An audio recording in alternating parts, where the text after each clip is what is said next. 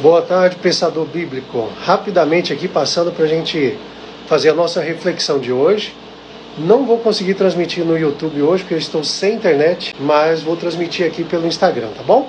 Então o pessoal que está me acompanhando consegue ver depois lá no YouTube. Eu vou subir posteriormente lá no YouTube. Então vamos lá. O nosso tema de hoje é algo muito interessante. Nós vamos trabalhar hoje sobre a raiz da fala, né? Hoje inauguramos um novo formato já no nosso podcast. A semana nós vamos trabalhar com a Paraxá 4, com 4 pilares, falando sobre espiritualidade, sobre trabalho, sobre relacionamento e sobre educação, tá? E hoje, nossa semana, trabalhamos com a Paraxá Emor, que é uma Paraxá em hebraico, né? E essa Paraxá hoje ela está focada na espiritualidade.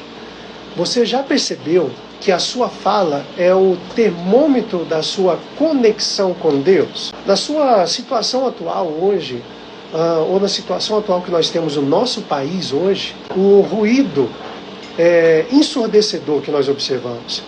Mas o segredo da sanidade está na fala, que nasce no santuário, na verdade, da sua consciência, da sua mente.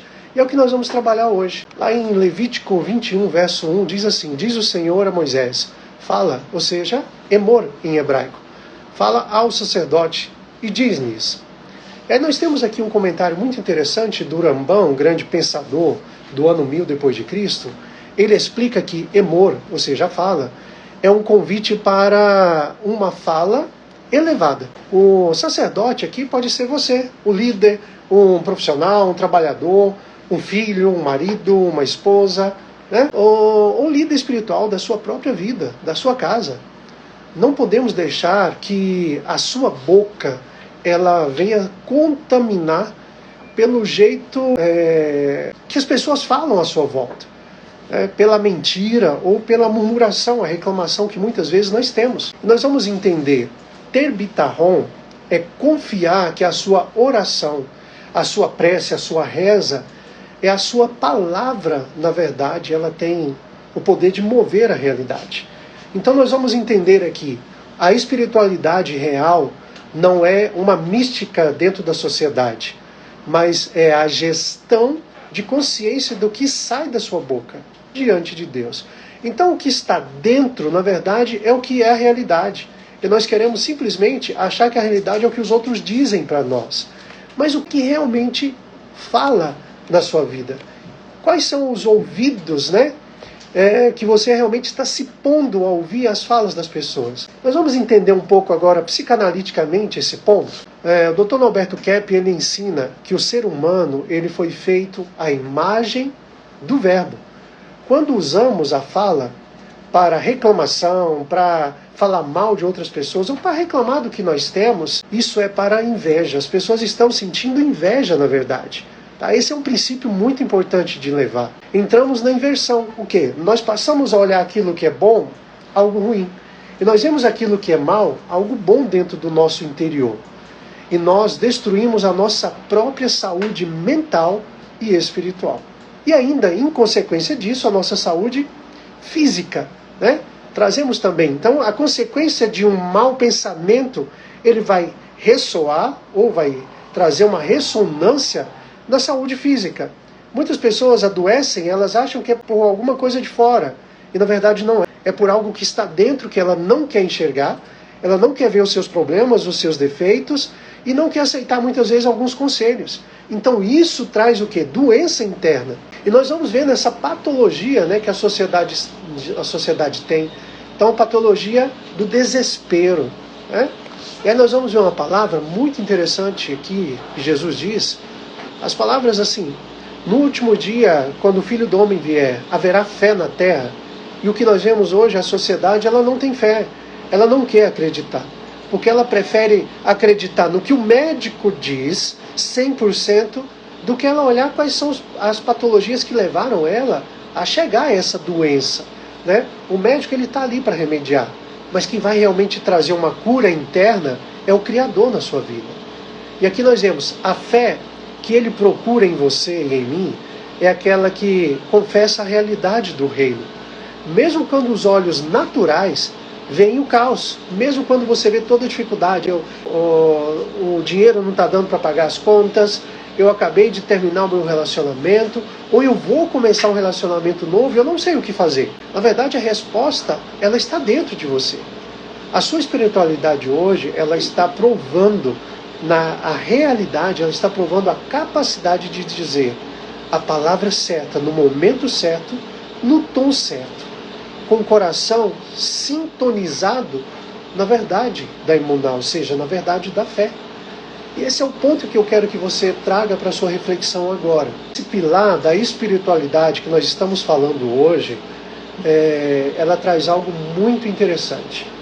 Olha para as palavras que você proferiu hoje. Quais foram as palavras que você disse hoje?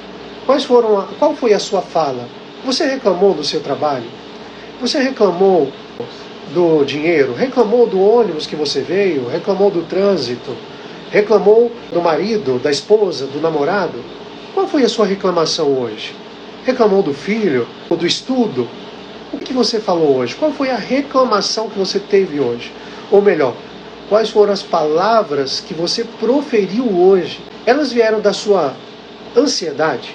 Elas vieram da sua falta de confiança? Elas vieram através do seu medo? Conscientize isso agora.